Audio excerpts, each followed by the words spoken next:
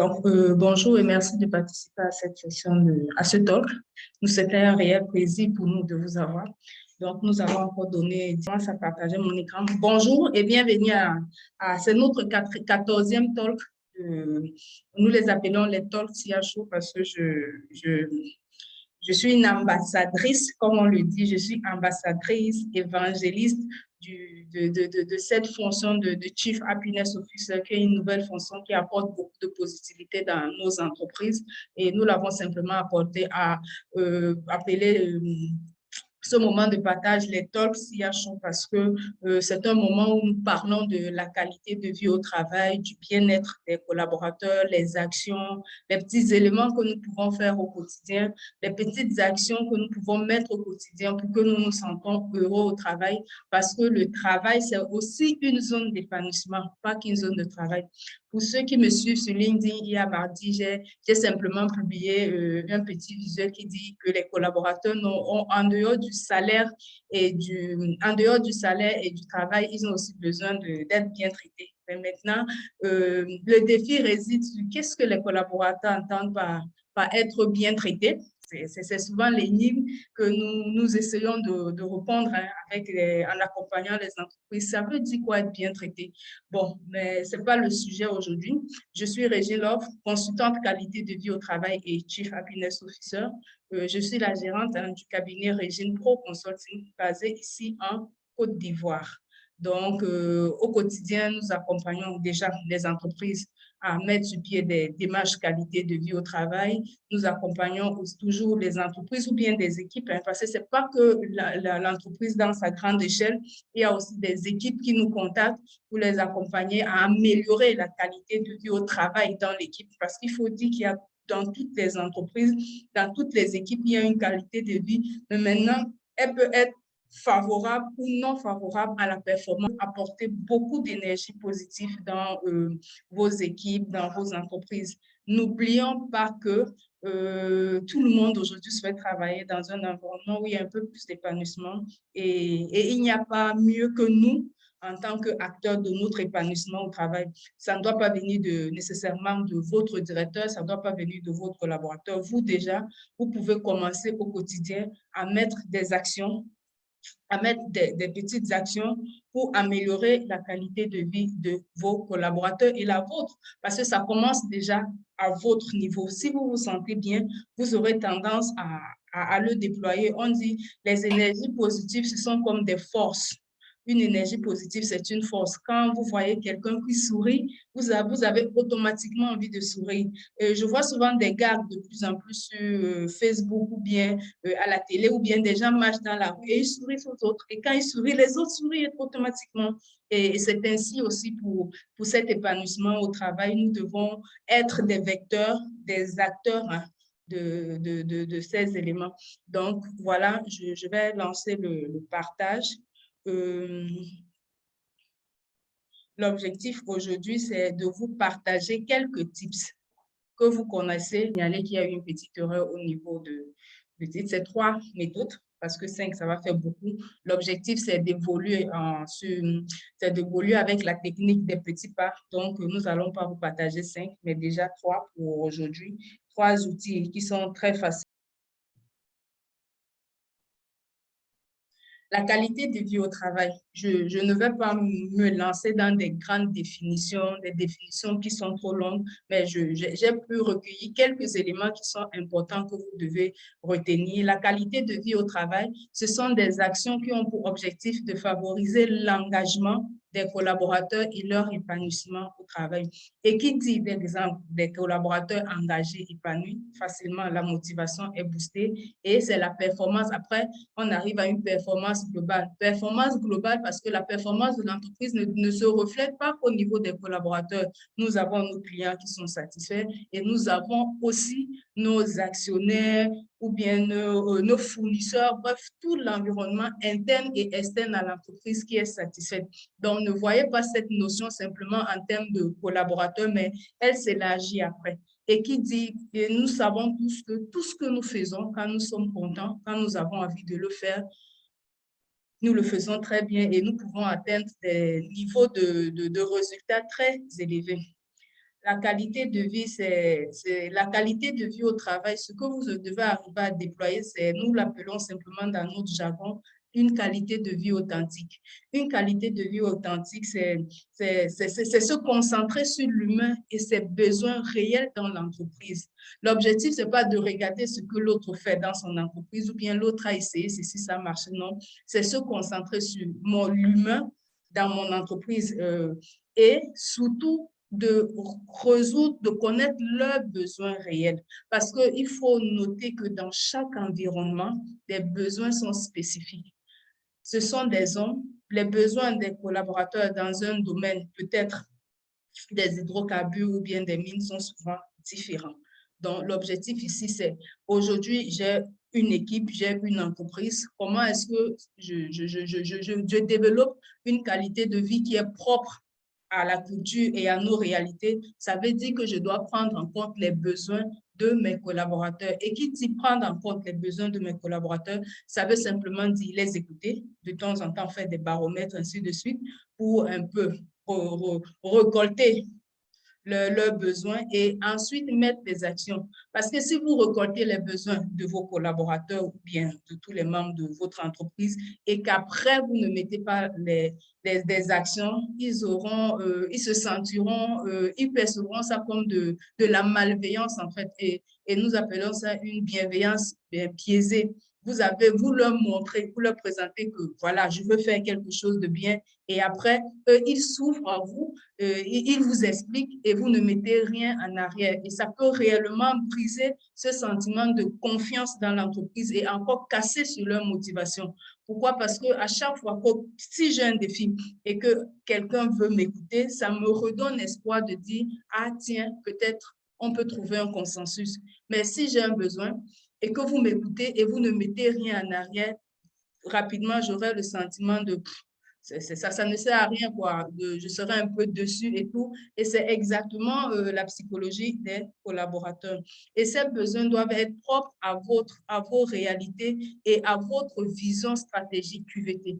La QVT, elle est large dans la mesure où elle englobe le contenu du travail, l'environnement du travail et tout. Donc, l'objectif pour vous, ce n'est pas de travailler sur tous les indicateurs de la qualité de vie au travail, c'est de choisir quelques indicateurs et nous conseillons souvent un, deux ou trois indicateurs. Par exemple, le volet équilibre de vie, le volet montée en compétences, le volet, c'est à vous après de choisir. Hein, c'est très important de ne pas courir dans toutes les routes, dans tous les sentiers, mais c'est de réellement définir pour cette année ou bien sur une période de 2 ans, je souhaiterais améliorer ceci.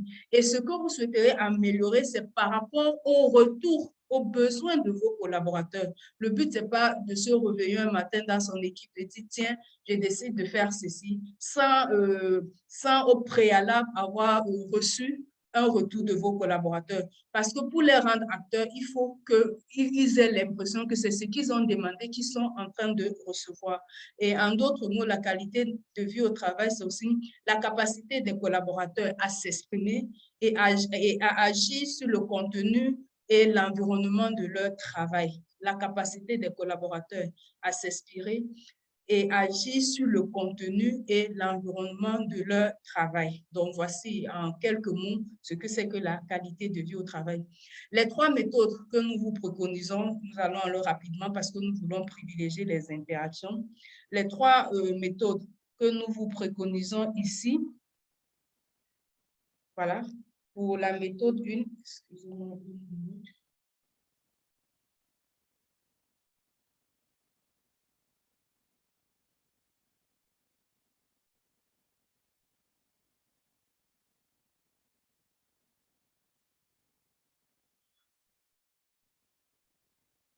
J'espère que tout le monde voit. Pour la première méthode, nous l'avons simplement appelée la méthode 1, la méthode Hakuna Matata.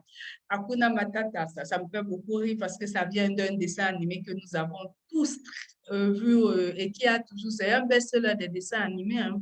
L'objectif de Hakuna Matata, c'est d'inculquer la vision du manager QVT dans votre structure ou bien dans votre équipe. Un manager QVT aujourd'hui dans l'entreprise Régine Pro, c'est un manager, c'est quelle valeur, quels sont les indicateurs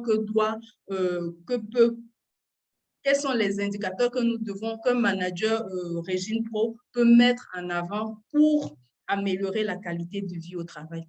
Inculquer la vision du manager QVT de votre entreprise. L'objectif, c'est aujourd'hui d'avoir des collaborateurs et de dire, bon, vous êtes des managers, voici la vision QVT que vous devez déployer au quotidien.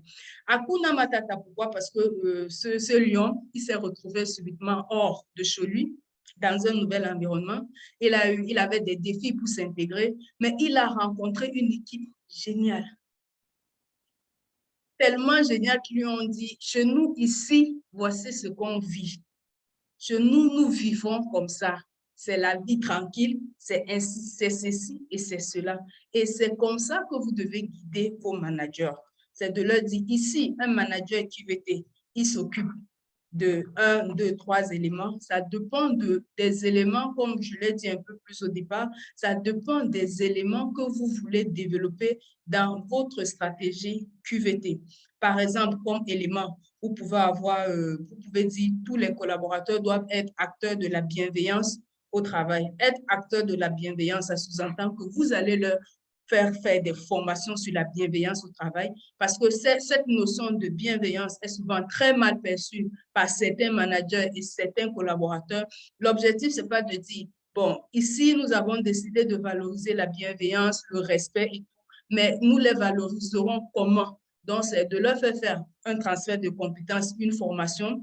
Et très souvent, nous vous invitons à avoir un CHO ou bien un intervenant en qualité de vie au travail qui peut être interne, donc c'est-à-dire un collaborateur qui n'a pas un grand portefeuille, à qui nous pouvons transférer ses compétences de Chief Happiness Officer ou bien d'intervenant QVT, ou alors vous nous envoyez un de vos collaborateurs que nous formons et qui pourra animer après tous ces petites, qui pourra animer cette culture d'entreprise QVT. Donc, voilà. L'autre exemple, c'est ici, chez nous, on travaille en s'amusant pour éviter le stress et privilégier des énergies positives. Comment travailler? Comment est-ce qu'on travaille en s'amusant? Est-ce que c'est de mettre, comme nous le voyons aujourd'hui dans toutes les entreprises, le baby-foot et tout? Ce n'est pas suffisant. Est-ce que parce qu'on s'amuse, automatiquement, on atteint la performance? C'est après, maintenant, de réellement expliquer aux collaborateurs comment, dans notre environnement, nous travaillons en nous amusant. Comment est-ce que nous nous amusons? Est-ce que le fait de s'amuser, c'est de venir avec des flûtes et sous? Non. Qu'est-ce que nous mettons? Qu'est-ce que nous définissons dans nous nous amusons quand nous travaillons? Et comment est-ce que nous privilégions des énergies positives? L'objectif, ce n'est pas de simplement plaquer ces éléments, mais c'est d'entrer dans les détails, de donner des indicateurs aux managers pour après qu'ils les fassent vivre au niveau de l'équipe. Que eux déjà, les managers, qu'ils vivent, qu'ils incarnent ces valeurs et qu'ils les fassent vivre au niveau des collaborateurs. Donc, c'est ça l'objectif. Les managers doivent, un autre objectif sur l'équilibre de vie, les managers doivent veiller à ce que les collaborateurs ne travaillent pas les week-ends et qu'ils rentrent tôt. Voici autant d'objectifs qualité de vie de travail que vous pouvez insérer dans votre vision d'entreprise, votre vision stratégique et opérationnelle d'entreprise, et veiller à ce que les managers déjà le vivent. Donc, moi, le manager, si les autres doivent rentrer à 17 h, donc ça veut dire que moi-même, le manager, je rentre à 17 h. Pourquoi? Parce que nous avons encore cette notion où ce n'est pas évident pour certains collaborateurs, quand le manager est là, de se lever, de rentrer. Certains managers le perçoivent très mal. Il dit, mais je suis encore là, comment il peut rentrer? Donc, c'est au manager, comme on dit souvent, au leader, de donner le ton. Donc, si les collaborateurs doivent descendre tôt à 17 h, ça veut dire que le manager aussi doit se lever à 17 h et rentrer. Ça fait ressortir cette notion d'exemplarité managériale. Donc, voilà, Hakuna Matata, comment est-ce que nous vivons, comment est-ce que je vis et comment est-ce que tu me vois vivre et comment je souhaiterais vous voir aussi vivre. Donc, voici un peu la première méthode. Donc, voilà, pour faire simple, tout à l'heure, nous avons parlé de la formation. Donc, nous lançons une prochaine formation Chief Happiness Officer du 8 au 10 décembre. La formation, vous pouvez la faire aussi bien en présentiel qu'en ligne, c'est possible. Et si vous êtes intéressé, nous allons vous envoyer dans la rubrique commentaires la fiche technique et si vous êtes intéressé, vous pouvez vous inscrire. Et si vous avez aussi besoin de plus d'informations, n'hésitez pas de nous faire signe. Donc voilà, c'est une formation où nous transférons des compétences pour devenir Chief Happiness Officer, consultant qualité de vie au travail, Feel Good Manager, autant d'acronymes, autant de synonymes que nous donnons à ces noms. Mais toujours est-il que vous pouvez former un collaborateur, un nouveau collaborateur ou transférer ses compétences à un autre collaborateur qui connaît, qui est déjà dans l'entreprise. Donc, voilà les formules que vous pouvez avoir. La deuxième méthode, c'est la méthode des vases communicants, c'est-à-dire organiser des meet-ups en équipe. Pourquoi la méthode des vases communicants? Très souvent, le défi dans nos entreprises, c'est que organiser les meet-ups QVT sont entre managers déjà. C'est différent des réunions périodiques où nous traitons des dossiers. Donc, c'est-à-dire les réunions que nous faisons les lundis, les mardis, où nous nous asseyons pour parler d'un truc. Non. La QVT, c'est un projet nouveau dans l'entreprise qu'il faut vraiment disposer du temps. Il faut disposer du temps pour ce projet. Donc, ça revient à ce que de temps en temps, les managers de l'entreprise, d'une certaine structure, s'asseyent pour parler de la QVT, de comment ils vivent cette culture QVT, de comment ils arrivent au départ à la déployer ou à ne pas la déployer, quelles sont les solutions, qu'est-ce qu'ils voient, quels sont les retours qu'ils ont de leurs collaborateurs et de proposer aussi d'autres solutions. Ensuite, de faire des réunions entre managers et collaborateurs. Et surtout, c'est toujours très important d'avoir un facilitateur pour que ça n'aille pas de tous les sens. Un facilitateur, Chief Happiness Officer ou consultant qualité de vie au travail pour que ça ne déborde pas en point. Parce que ce projet de qualité de vie au travail est souvent c'est souvent comme le cœur de certains. Et après, quand c'est pas là pendant les échanges, quand c'est pas bien canalisé, cadré, ça va de tous les côtés et après, ça crée l'effet inverse, c'est-à-dire ça crée des frustrations même entre managers. Nous, vous voyez un peu l'image que nous avons affichée là, l'image des vases communicants. Vous voyez d'un côté, il y a un robinet fermé et de l'autre côté, un robinet ouvert. C'est exactement comme ça que fonctionne la qualité de vie au travail. Si vos managers, vous les avez transmises la mission ou bien les actions QVT a fait pendant l'année et qu'ils ferment le robinet, vous voyez P1 et P2, vous voyez qu'à ce niveau, les collaborateurs ne vont pas ressentir cette culture d'entreprise qualité de vie au travail. Ça, vous leur avez transmis les indicateurs et toutes les compétences, mais si le robinet est fermé, donc si eux, à leur niveau, ils ne décident pas d'organiser des réunions, d'organiser des meet-ups, d'organiser des points, tous les noms que vous pouvez donner à ces activités, les collaborateurs ne vont pas réellement vivre dans cette atmosphère d'amélioration de qualité de vie au travail. Et lui-même, le collaborateur, parce que toutes les compétences s'aiguisent. Donc, s'il ne prend pas le temps de faire des meet-ups, de déployer, de faire vivre ces actions QVT, les collaborateurs, que ce soit lui, que ce soit le collaborateur, ça ne va pas fonctionner. Et vous voyez de l'autre côté le robinet qui est bien ouvert. Vous voyez, quand ça circule des deux côtés, tout le monde se sent bien. Déjà, vous vous rendez compte que tout le monde est au même niveau d'information. Ça sous-entend aussi que peut-être, on sous-entend que tout le monde est au même niveau d'émotions psychologiques comme mentales, en fait. Donc, c'est pour cela que c'est très important pour vous, en tant que manager ou bien en tant que directeur, de veiller à ce que les informations sont transmises au moment opportun et que les gens les fassent vivre réellement. Donc, c'est très important. Donc, la méthode 2, c'est d'utiliser la technique des vases communicants. Je reçois et je communique aux autres. Parce que si je reçois et je ne communique pas aux autres, ça va venir casser et biaiser le chemin de transmission. Et comme c'est sûrement un sujet qui vous tient à cœur, donc vous êtes obligé de suivre. Il faut noter ici, c'est très important s'il vous plaît, que les meet-up QVT doivent être distincts des réunions de l'entreprise. Parce que si vous ne mettez pas ce projet comme un projet particulier et spécial pour l'entreprise, vite fait dans une réunion, on va dire une ou deux choses sur la QVT. Et comme ce n'est pas ça l'important, parce qu'il y a des dossiers, il y a de l'argent à gagner, il y a de ceci et cela à gagner. Donc, vite fait, les collaborateurs passeront dessus, on va dire, bon, il y a eu des actions 1, 2, et pas plus, quoi. Donc, c'est important de disposer du temps pour ce projet QVT dans votre entreprise.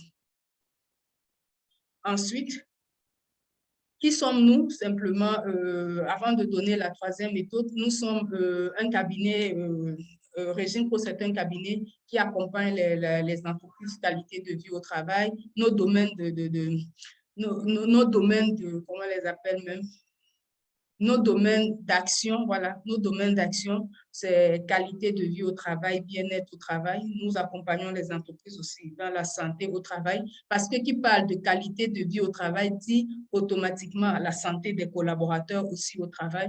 Nous accompagnons les entreprises à déployer un management 350 et en termes de qualité et normes, que ce soit les normes de l'environnement, tout l'environnement de la qualité et des normes. Et maintenant, comme troisième méthode, c'est la méthode de capitaine courage. La méthode de capitaine courage, c'est-à-dire quoi? C'est simplement, les managers doivent exécuter un planning d'action, d'activité QVT et surtout, d'évaluer les actions QVT. Capitaine courage parce que nous pensons très souvent que le manager qui réussit, c'est vrai, c'est le manager qui atteint ses performances financières et tout. Mais n'oublions pas qu'aujourd'hui, plus que jamais, les gens veulent se sentir bien au travail et c'est primordial pour vous d'accompagner aussi le collaborateur, d'accompagner aussi vos managers à atteindre leurs objectifs qualité de vie au travail.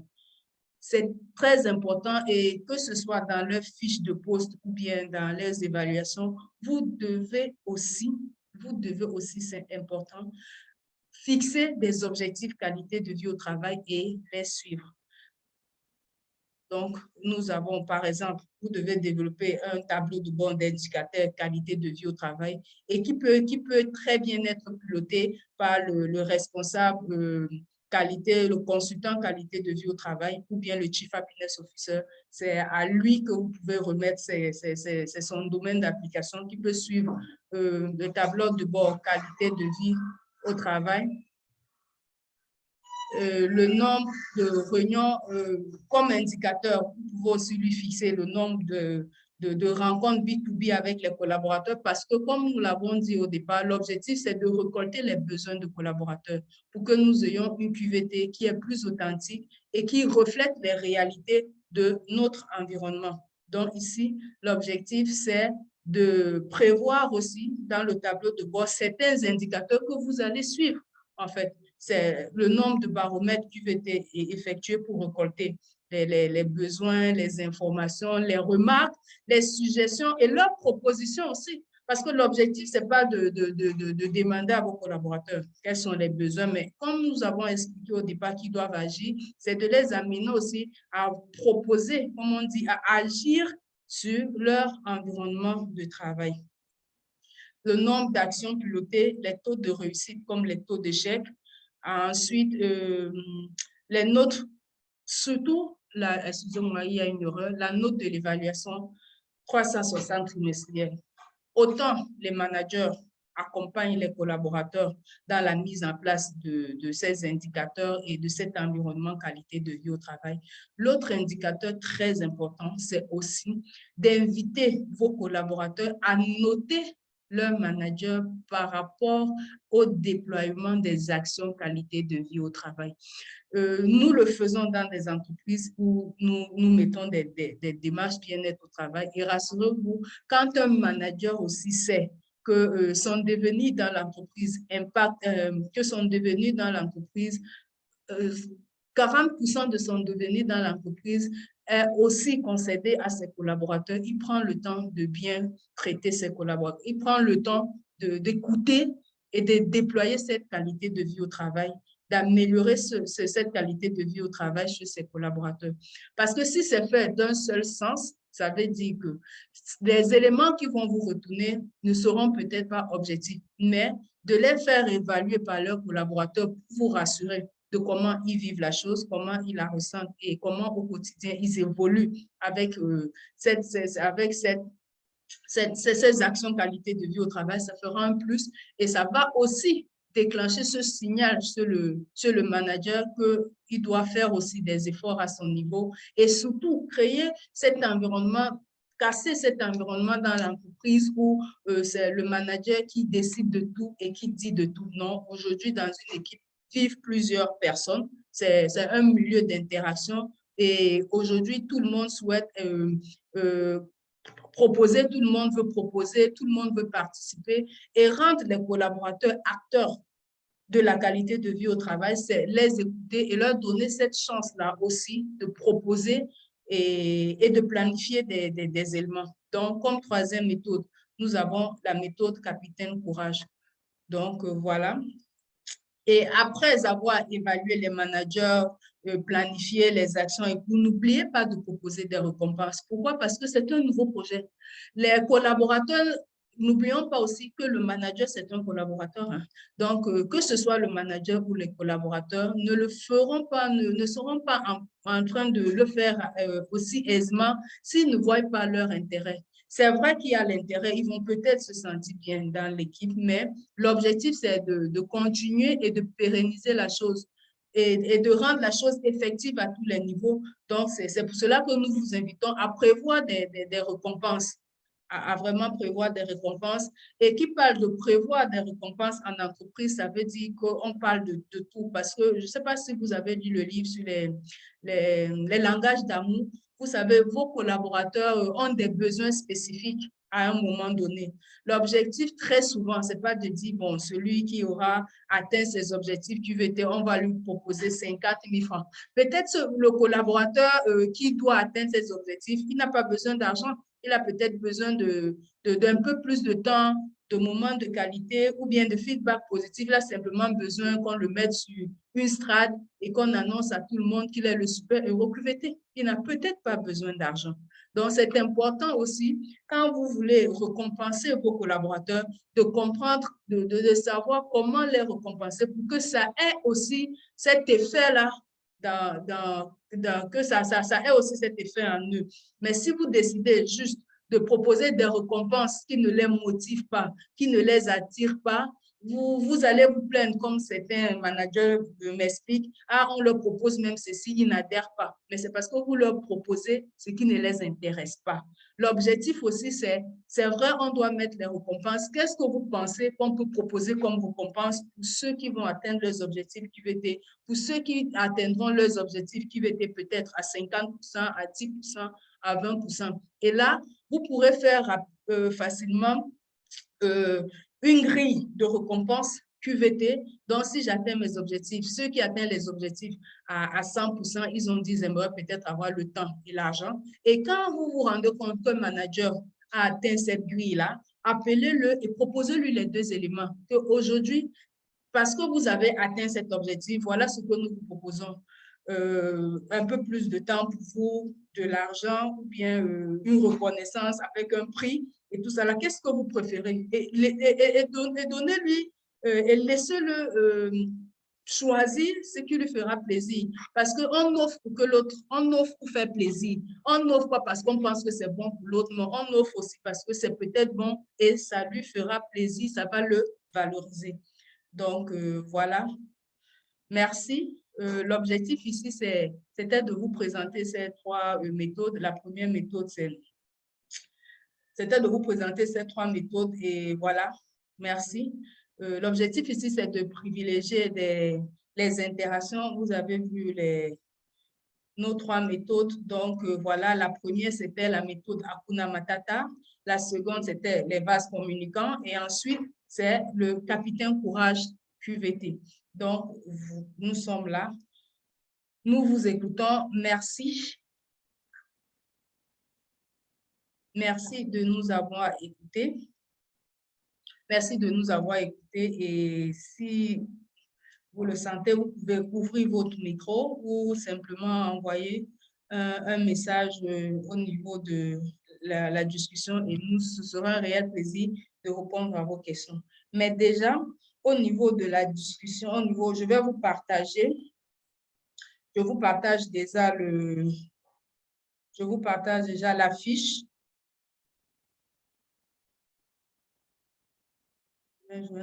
Je vous partage déjà la fiche de formation du Chief Happiness Officer. Si ce métier vous intéresse ou si vous voulez juste booster certaines compétences pour participer positivement à la transformation de votre entreprise ou de votre équipe, voilà, vous pouvez faire cette formation. N'hésitez pas de nous contacter. Sinon, maintenant, nous restons ouverts et merci de participer.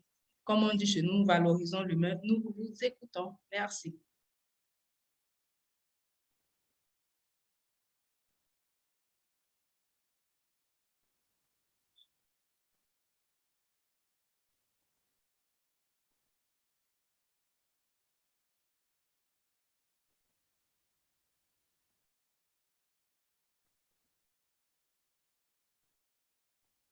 Donc, voilà, sur le chat, je vous ai téléchargé la fiche technique de la formation Chief Happiness Officer. N'hésitez pas si vous avez un frère, une sœur, une personne qui souhaitera avoir ces compétences. Donc, voilà, je vous écoute. Qu'est-ce que vous pensez déjà de ces 3 méthodes? Et pensez-vous que vous pouvez les déployer aussi facilement dans vos équipes? Merci. Bonjour, madame. Je peux prendre la parole? Bien sûr. Bonjour, je suis Salimata Koné. Merci déjà pour ce webinaire. Merci. Fort apprécié. J'ai une préoccupation. Vous avez partagé un document dans le chat, mais il se trouve que je suis connectée sur un téléphone. Et avec Zoom, lorsqu'on est connecté sur un téléphone, on n'a pas les documents transmis dans le chat. Est-ce qu'il serait possible que vous nous envoyiez le document par mail vu que vous avez nos contacts par Zoom avec les inscriptions? Bien sûr, nous vous enverrons tous les éléments. Pour tous ceux qui se sont inscrits à ce webinaire, nous allons vous envoyer le replay du webinaire et les informations. Donc, ne vous inquiétez pas, c'est déjà fait. Considérez que c'est déjà fait. D'accord, merci bien. Et Vous bon, avez une autre question par rapport au voilà. métier de Chief Happiness Officer, Et au métier de... effectivement, je vais continuer sur cette question. Donc, je disais, c'est vrai que j'avais déjà entendu parler de Chief Happiness Officer, mais vraiment des messages que je lisais comme ça en passant, c'est aujourd'hui vraiment que j'ai participé à un webinaire. Et j'aimerais savoir, est-ce qu'il faut un profil particulier pour être chef Happiness Officer? Chief Happiness Officer, puisque c'est en anglais, excusez-moi. Est-ce qu'il faut un profil particulier? Est-ce qu'il faut forcément être RH ou est-ce que n'importe quel profil peut s'engager dans cette branche? Merci beaucoup. Bon, d'office, merci pour cette question. D'office, le métier de Chief Happiness Officer, comme on le dit simplement, c'est quelque chose qu'on ressent. On n'a pas besoin d'avoir un profil particulier, mais souvent, la plupart des personnes qui viennent en formation, ils ont soit un profil RH ou un profil de communicant.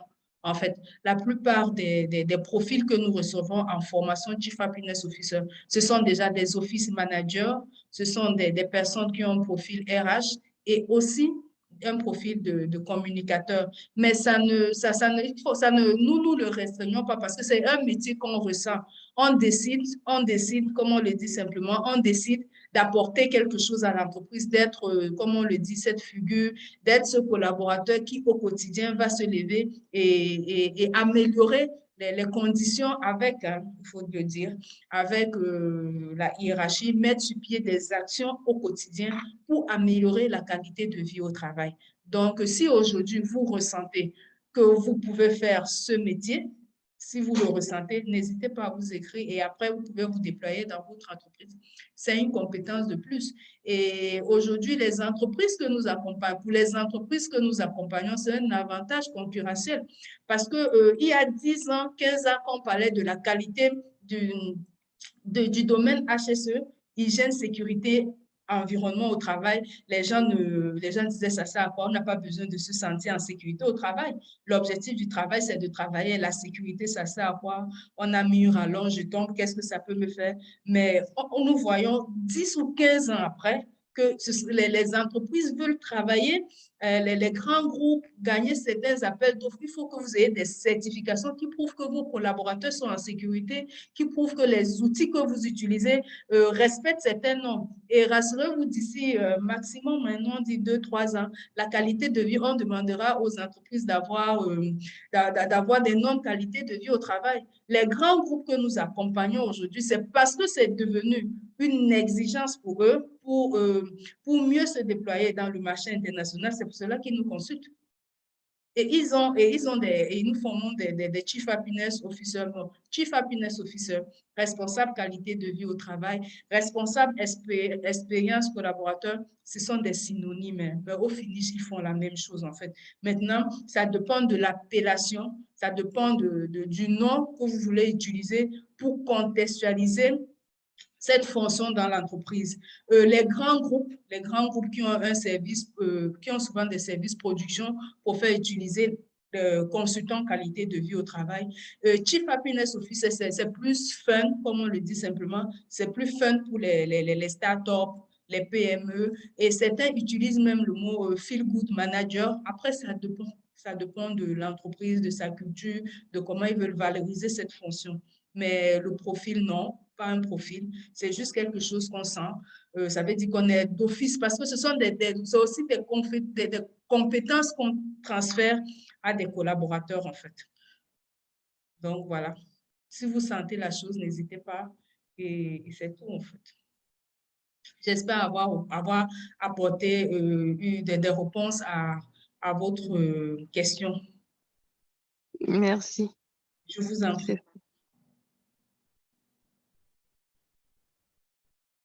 Est-ce qu'il y a d'autres questions? Est-ce qu'il y a d'autres suggestions, même des apports, hein?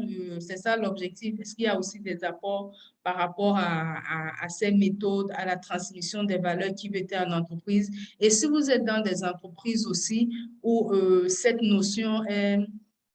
Si vous êtes dans les entreprises où on parle déjà de qualité de vie au travail, comment est-ce que c'est déployé? Comment est-ce que vous les vivez? Comment est-ce que vous ressentez cette amélioration de qualité de vie au travail?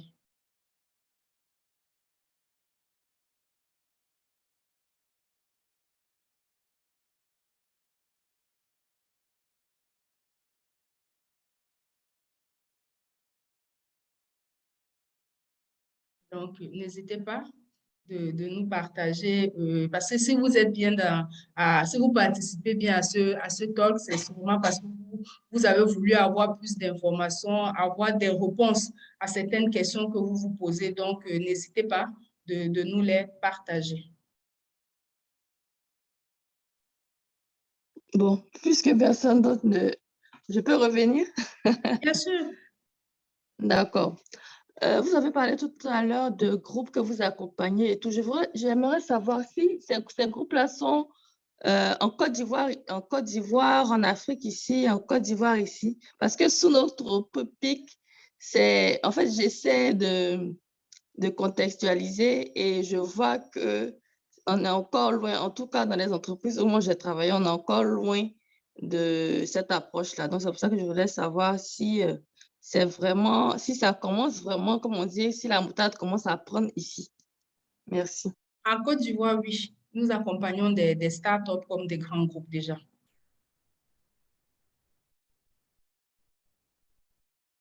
En Côte d'Ivoire, oui, et nous faisons des interventions ponctuelles, hein, comme je dis. Après, ça dépend. Il y a certains managers qui nous contactent simplement pour le faire. Parce que quand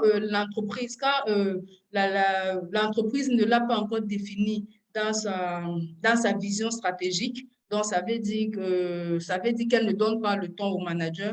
Mais nous avons au-delà de cela des managers qui anticipent pour leur équipe, qui nous contactent de les accompagner juste c'est ce cercle fermé, quoi, le manager et ses équipes qui nous contactent pour que nous les accompagnions à déployer des actions qualité de vie parce qu'il y a des managers qui valorisent vraiment ce côté épanouissement et qui savent que l'engagement, la motivation et la performance dépendent de moi déjà et de la façon dont je vis avec les autres. Vous voyez un peu de plus en plus dans les programmes de développement personnel, on vous dit que si vous voulez réussir, il ne faut pas être avec des gens qui passent le temps toute la journée à critiquer les autres. Pourquoi? Parce qu'on sait que vous pouvez bien avoir envie de réussir. Mais si vous êtes dans un environnement qui ne prône pas la réussite, ça peut à 80% être le moteur de votre échec. Donc, c'est simplement le transgresser dans l'environnement de l'entreprise. Vous pouvez vouloir réussir, faire beaucoup de choses dans votre environnement, atteindre vos objectifs, mais si vous vivez dans un environnement, vous évoluez dans un environnement qui est très toxique, si vous avez un manager qui est hyper toxique, vous aurez beau tout faire, ça n'ira pas. Vous aurez l'impression que vous vous battez ou bien vous allez contre le vent et ça vous nécessite beaucoup d'énergie et de force. C'est pour ça que certains préfèrent démissionner, ils préfèrent laisser partir parce qu'ils ont peut-être essayé de mettre des actions et ça ne va pas en fait, quoi. Et d'autres aussi ne sont peut-être pas comme nous qui sommes persévérants et qui disons, je vais commencer par conquérir un collaborateur, je lui fais des choses, je lui apporte un peu plus de positivité et je touche 2 collaborateurs, je touche 3 collaborateurs, etc. en fait. Donc, après, ça dépend de la stratégie de tout un chacun, mais sinon, nous formons pas mal. Nous avons des entreprises qui nous font former leurs managers où nous vraiment leur transmettons cette notion de qualité de vie au travail. Donc, c'est déjà possible. Ici, nous le faisons au Mali, un peu au Sénégal, ouais, pour l'instant, oui. Mais je pense que ce sont des notions qui sont aussi un peu plus développées dans la zone anglophone. Bon, nous, pour l'instant, nous sommes dans la zone francophone et nous essayons de nous déployer. Merci infiniment. Je vous en prie.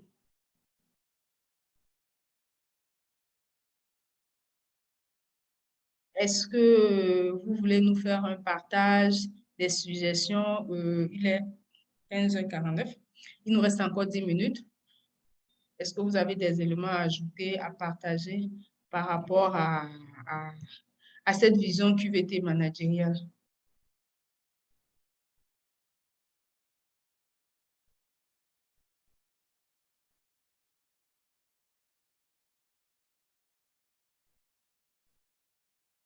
N'hésitez pas d'ouvrir simplement vos micros, hein. Vous n'avez pas besoin de lever la main. Il y a, excusez-moi de dire, tu es Kameni Alfred, excusez-moi, comment vous allez? Bonjour et surtout, bienvenue à ce talk. Il y a Ahmed, il y a Géraldine. Bonjour à tous. Est-ce que vous avez des préoccupations particulières ou bien vous avez des éléments sur lesquels vous voudriez que nous revenions? Bonjour Christian, bonjour Tony. Bonjour, bonjour. Bonjour. Je vous appelle un peu en cours. Je vous entends pas très bien, s'il vous plaît. Si vous pouvez...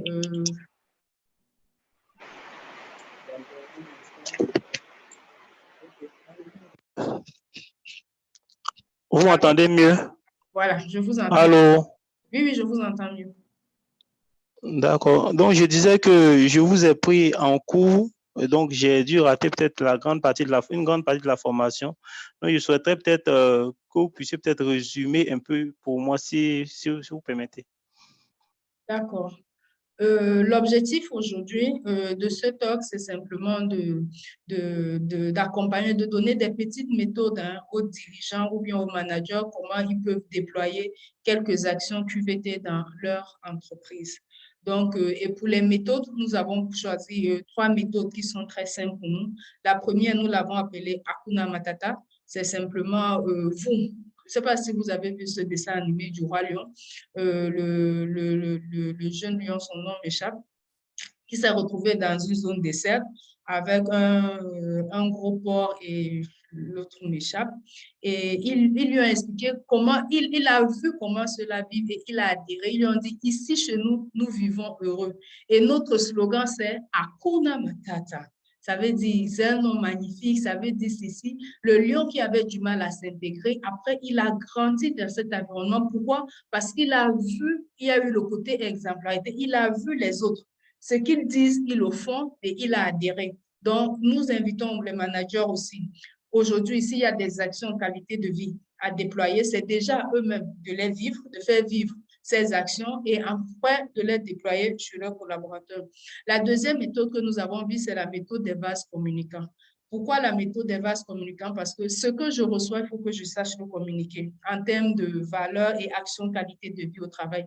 Si je ne les communique pas, que ce soit moi, manager ou bien mes équipes, nous ne serons pas au même niveau d'information et au même niveau d'état psychologique d'épanouissement au travail. Nous allons retenir, c'est un peu comme si c'est le manager qui retient, c'est un peu, hein, je ne dis pas que c'est ça, mais qui retient un peu le déploiement de ces stratégies. Comme j'ai pris l'exemple, si on décide que les managers doivent veiller à ce que tous les collaborateurs descendent à 17 heures. Vous savez, chez nous, c'est très mal perçu quand votre manager est là de vous lever et partir. Donc, si ce manager ne veille pas à faire vivre cette action, si lui, à 17 heures, il est là, les autres ne pourront pas se lever. Donc, il doit se lever pour que les autres aussi puissent suivre. Et enfin, la troisième méthode, c'est le capitaine Courage QVT. L'objectif ici, c'est la QVT, c'est nouveau, c'est un nouveau projet, c'est de valoriser ceux qui arrivent à le déployer et aussi de les valoriser avec des récompenses de temps en temps pour inciter les autres aussi à suivre et à pérenniser ces actions. Donc, voilà les trois méthodes que nous avons données et nous avons expliqué aussi que c'est très important pour vous d'avoir un collaborateur Chief Happiness Officer ou consultant qualité de vie qui va piloter cette démarche. Parce que si on n'a pas une personne qui pilote une démarche, nous sommes d'accord que facilement le projet va rester dans les tiroirs et quand on va parler de qualité de vie au travail, personne ne pourra rien dire et on va passer dessus. Or, si nous avons un collaborateur, soit qui est déjà interne, à qui on transfère ses compétences et nous formons des Chief Happiness Officers et des consultants qualité de vie au travail, il pourra aussi produire un compte rendu des actions qualité de vie au travail et ça permettra de suivre l'évolution aussi de cette démarche dans l'entreprise. Donc, et sur le chat, nous avons envoyé un fichier pour la formation qualité de vie au travail et nous pourrons aussi vous les envoyer. Après ce talk, nous allons vous envoyer le replay. Ou bien vous pouvez aussi voir le replay sur notre site internet www.regineproconsulting.com où vous pouvez trouver nos replays, les articles, pas mal, l'activité de notre cabinet, ainsi que sur le LinkedIn, vous pouvez voir mon profil Régine Love Mouketer ou bien le profil de l'entreprise. Donc, voilà un peu résumé en cinq mots, si je peux le dire, l'objectif de ce talk. Merci beaucoup, Régine, pour le résumé. Je pense que ça m'a vraiment permis de m'imprégner. Et il y a beaucoup à faire. Enfin, de là où nous sommes, on n'est pas vraiment familier à ce sujet. Et on a l'habitude d'être familiarisé à d'autres sujets qui sont généralement directement indexés sur la productivité et tout. C'est vrai que la qualité de vie au travail, c'est vraiment nouveau. Et avec les méthodes que vous avez décrites là, on va essayer, voilà, de là où nous sommes, de faire appliquer, puis voir ce que ça va donner. Merci beaucoup. Ok, je vous en prie. Et merci de participer aussi à ce talk. C'était un réel plaisir de partager ce moment avec vous. Donc, est-ce qu'il y a une autre question, un partage, une suggestion? Moi, je vous poserai peut-être une question, je ne sais pas qui peut me répondre. Si vous décidez aujourd'hui de déployer une ou deux actions QVT et que votre hiérarchie va à l'encontre de ces actions, que feriez-vous?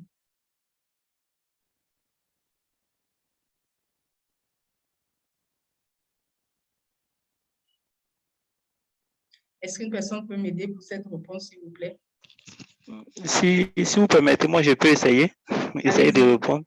Allez-y. Bon, moi, de mon côté, tout était basé sur la communication. Si aujourd'hui j'essaie une démarche que ma hiérarchie ne comprend pas et que ma hiérarchie s'oppose, je pense que je vais essayer de communiquer avec ma hiérarchie puis montrer le bien fondé, l'impact à long terme de l'action que j'entreprends pour essayer de faire passer vraiment la pilule à ma hiérarchie, quitte à utiliser le langage qui passe pour lui, le langage qui pourrait passer pour lui.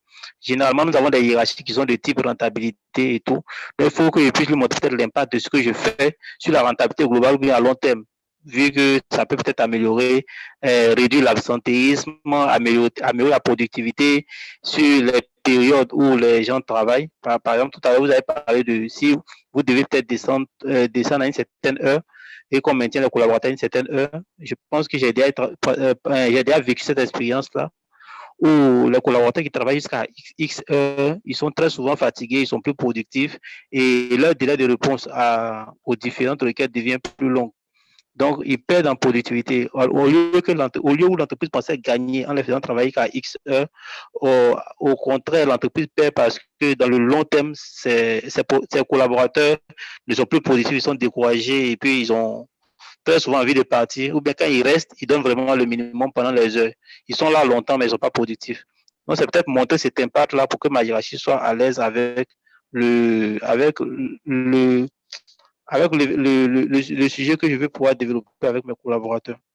Donc, c'était ce que je peux dire dessus. D'accord, je pense que c'est bien, c'est une très belle proposition. L'un des réels défis que les collaborateurs ou bien ceux qui veulent déployer la QVT n'ont pas, c'est, vous savez, dans l'entreprise, on a toujours besoin de tout ce qui est chiffré. On veut voir combien ça nous coûte, combien nous avons perdu et tout. L'objectif ici, c'est vous pouvez décider de proposer à l'entreprise de faire un petit sondage. Nous, ce que nous avons proposé à l'entreprise, de faire un petit sondage pour récolter un peu les besoins des collaborateurs. Vous pouvez mettre 3 questions, un sondage surtout anonyme, et vous demandez aux collaborateurs, vous posez 2 questions aux collaborateurs et vous leur proposez une autre question ouverte où ils peuvent mentionner leurs suggestions. Et après, vous faites une petite analyse que vous présentez à vos collaborateurs. Rassurez-vous, ils seront très souvent, la plupart des directeurs sont surpris d'écouter ce que leurs collaborateurs pensent de leur entreprise. Donc, voilà, au-delà de ta méthode aussi, voilà aussi un petit outil de faire des petits sondages, c'est très important. C'est très important d'écouter les gens parce que quand les collaborateurs sont dans des environnements où ils ont le sentiment qu'ils sont écoutés et surtout que certaines actions sont mises en place, après, ça les booste vraiment. Donc, voilà, n'hésitez pas. L'objectif de la QVT, contrairement à certains qui disent, moi, j'ai essayé, c'est de mettre au quotidien des petites actions. Commencez par quelque chose. Ne cherchez pas à voir, j'ai commencé avec mon collègue Tony et puis et lui imposer des actions QVT. Non, l'objectif, c'est commencer déjà par vous. Vous devez être la meilleure. Si vous voulez aujourd'hui prôner la qualité de vie, améliorer un indicateur de la qualité de vie dans votre équipe ou bien dans votre entreprise, vous devez être le parfait modèle. C'est-à-dire, si je veux prôner la bienveillance au travail, c'est quoi la bienveillance? Je dois être le modèle de la bienveillance au travail. Parce que je ne peux pas vouloir prôner quelque chose que moi-même je ne vis pas. Quand on me voit, je suis celui qui ne respecte pas les gens, je suis celui qui manque de respect, je suis celui qui fait X et Y, et puis je viens l'imposer aux autres. Et c'est ça le réel écart dans les entreprises. Très souvent, les managers, les décideurs veulent faire des choses, mais comme eux-mêmes déjà, ils n'arrivent pas à le faire vivre après. Et vous savez, c'est l'éducation, les gens apprennent beaucoup plus par l'observation. Tu me demandes de faire ceci, mais tu ne le fais pas. Si quelqu'un vous manque de respect, c'est parce qu'à un moment donné, une loi que vous avez mise sur place, vous-même, vous l'avez vous l'avez franchi, c'est pour ça qu'il peut vous manquer de respect. Mais si vous restez ce collaborateur qui est bienveillant et qui a très peu des moments de défaillance, parce que vous êtes aussi des hommes, on ne va pas vous demander d'être des Superman qui ont toujours réussi toutes leurs missions, mais quand vous voyez que vous êtes faible, l'important aussi, c'est de dire aux autres que vous êtes faible. Certains disent que quand je montre que je suis faible, les autres me marchent dessus. Non. Pourquoi? À cause du pouvoir. Non. Quand vous êtes faible, l'objectif, ce n'est pas je suis faible aujourd'hui, c'est demain comment je me relève.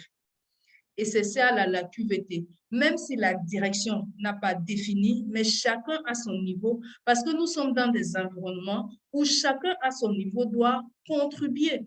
C'est vrai que les managers ne le font pas souvent, mais nous ne sommes pas aussi très d'accord quand les collaborateurs visent le manager parce que eux aussi, qu'est-ce qu'ils font pour faire vivre? Moi, je connais des collaborateurs qui ont amené leur manager à suivre. Moi, je connais des collaborateurs qui ont amené des managers à suivre et aujourd'hui se sentent bien dans leur équipe. Je vous raconte l'histoire d'une dame qui est venue. Déjà, elle se sentait mal, elle disait, elle va démissionner. Je lui ai dit, vous savez, dans tous les environnements, c'est pourri. Peut-être c'est les indicateurs qui seront forts. Le mal-être, les indicateurs de mal-être qui seront plus élevés dans un environnement seront moins élevés dans un autre environnement, mais vous trouverez d'autres indicateurs de mal-être là-bas. Est-ce que l'objectif, c'est dès que vous vous sentez mal de partir? Ça dépend de ce que vous voulez et de votre plan de progression professionnelle. Donc, nous l'avons coaché, nous avons dit non, mais tu ne peux pas te plaindre du mal-être si toi-même tu véhicules le mal-être aux gens. Donc, l'objectif, c'est quoi tes collaborateurs? C'est comment ça fait des actions. Et ce collaborateur pour qui elle se plaignait, qui dit, il me met les bâtons sur les roues, il ne m'aime pas, il m'accuse sur le collaborateur, aujourd'hui, ils s'entendent. Pourquoi? Parce que, vous savez, la première barrière même de la qualité de vie au travail, c'est la communication. C'est pour cela que nous vous avons parlé des vases communicants. Il faut communiquer. Communiquons, soyons au même niveau d'information. Rassurons-nous que tout le monde comprend la notion de la même façon. Parce que, rassurez-vous, la notion de bienveillance est perçue différemment d'un collaborateur à un autre. L'objectif ici, c'est que dans notre environnement au travail, quand nous parlons de bienveillance, qu'est-ce que nous prenons? Qu'est-ce que nous prenons? Sinon, chacun prend sa définition comme il veut et il va la déployer comme il veut et après vous allez vous plaindre. Non, mais vous ne vous êtes pas rassurés qu'ils sont au même niveau d'information que vous par rapport à cette notion de bienveillance. Donc, voilà. Il y a Aniela, merci de participer. Aniela qui dit la QVT n'est possible qu'avec la bienveillance, en effet. Encore faut-il comprendre et pleinement intégrer ce qu'est la bienveillance avec le bonheur. Exactement. C'est très important. Qu'est-ce qui entre dans la bienveillance? Parce que moi, je connais des gens qui sont pleins que, mais je suis très bienveillante avec elle, mais elle ne change pas. Et l'autre, il dit, toi, tu es bienveillant avec moi. Depuis quand? Donc, vous voyez que après, c'est une notion de perception. Lui pense que ce qu'il fait, c'est de la bienveillance et l'autre ne ressent pas cette bienveillance, ne la perçoit pas dans ses actions. Donc, c'est très important de communiquer, d'échanger et de mettre tout le monde au même niveau d'information et de compétences en termes d'indicateurs qualité de vie au travail que nous voulons déployer. Et nous l'avons dit au départ, n'allez pas sur tous les champs. Choisissez pour un départ maximum 2 ou 3 indicateurs qualité de vie au travail que vous voulez déployer et prôner dans votre entreprise. Et pour les choisir, il n'y a pas mieux que d'écouter vos collaborateurs parce que ce sont eux qui vivent dans l'environnement. Vous avez besoin que vos collaborateurs soient épanouis, qu'ils soient engagés, qu'ils soient mobilisés, qu'ils soient motivés. Donc, pour les motiver, vous devez comprendre à ce jour quels sont les facteurs de motivation et de mal-être qui empêchent de se motiver. Mais après, il faut les accompagner. C'est pour cela qu'il faut faire des programmes de développement personnel. Parce que pour certains collaborateurs, ils ne comprennent même pas le thème de certains mots. Quand on va lui dire, par exemple, je prends un exemple de cette question que j'ai posée. Pour vous, c'est quoi se sentir bien au travail? Je vous rassure que nous avons eu des réponses inimaginables. Bon, nous, nous étions surpris, mais c'est parce que nous sommes au même niveau d'information, en fait. Pour lui, c'est ça, se sentir bien. Se sentir bien, c'est peut-être venir le matin, on lui dise bonjour. Pour lui, c'est suffisant, se sentir bien. Pour l'autre, se sentir bien, il va te donner un détail. Mais comment est-ce que nous allons arriver à faire un document pour définir dans notre structure, dans notre équipe, voici les indicateurs de se sentir bien. Parce que si chacun doit choisir un élément et que nous avons une liste de 50 éléments pour se sentir bien, vous êtes d'accord avec moi que nous n'y arriverons jamais. L'objectif, c'est se mettre d'accord sur 1 ou 3 éléments et tout le monde au quotidien essaie de rester focus sur ces éléments. et après, d'intégrer les autres au fur et à mesure. Pourquoi? Parce que la qualité de vie, c'est nouveau. Déjà, vos collaborateurs, ils ont beaucoup d'objectifs. Les gens ont beaucoup d'objectifs. Et si nous venons encore, ils ont l'impression que nous leur apportons encore des objectifs, des tâches, des actions supplémentaires. Ce ne sera pas évident. Donc, allons, comme on le dit chez nous, mollo, mollo. Voilà. S'il n'y a plus de questions, de suggestions, d'échanges, est-ce qu'on peut prendre une dernière question, une dernière suggestion, un dernier partage et nous allons nous séparer?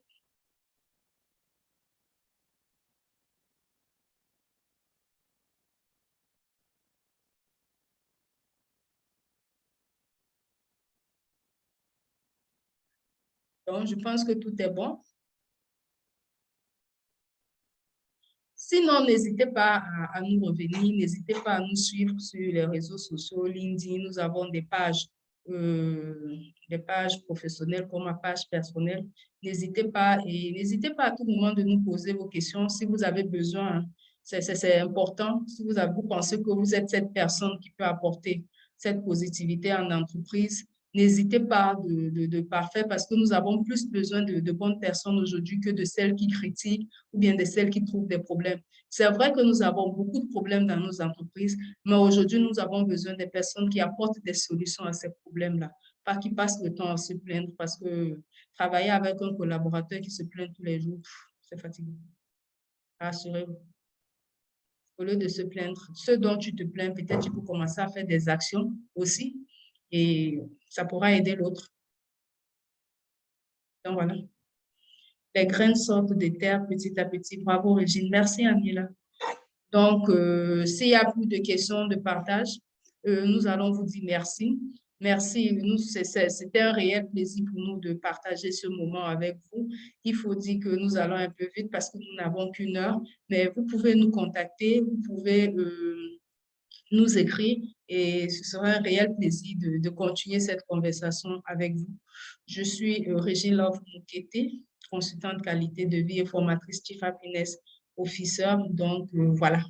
Si vous avez aussi besoin des interventions dans vos entreprises pour un peu essayer, parce que beaucoup ne comprennent pas aussi cette notion de bien-être au travail, qualité de vie au travail. Si vous avez besoin des séminaires et des interventions pour que nous venons partager dans votre entreprise pour un peu mettre tout le monde au même niveau d'information sur ces notions et que sur ces notions de qualité de vie, bien-être au travail, n'hésitez pas de nous revenir.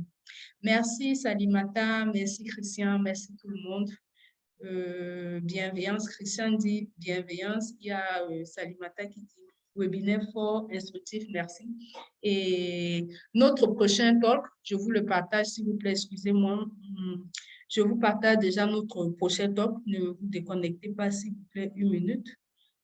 Je vous le partage rapidement. C'est un thème qui est aussi super intéressant. Et je pense avait un très fort potentiel parce que nous prenons le temps de définir nos talks, les thèmes de nos talks suite aux besoins de... Attendez, je vous le mets rapidement là.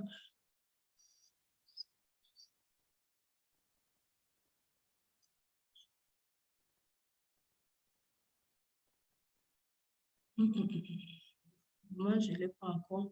Mais je peux vous donner le thème. Notre prochain talk, je peux vous donner le thème rapidement. Excusez-moi, je ne l'ai pas encore sur mon ordinateur là. Mais le thème du prochain talk, c'est...